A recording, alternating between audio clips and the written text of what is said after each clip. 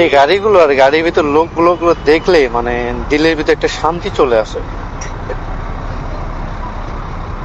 মানে তাদের প্রতি একটা রেসপেক্ট, তাদের প্রতি যে একটা ভালোবাসা অন্তর থেকে এমনি চলে আসে।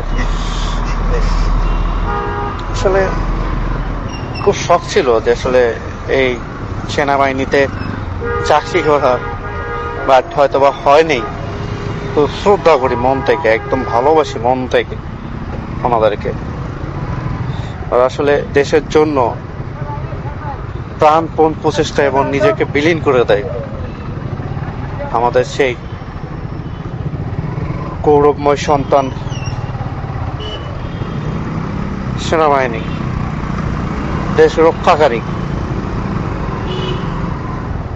রক্ষাকারী সেই সেনাবাহিনী নিজেকে বিলীন করে দেয় দেশের জন্য। শ্রদ্ধা রইল আপনাদের প্রতি, ভালোবাসা রইল, স্যালুট করি আপনাদেরকে।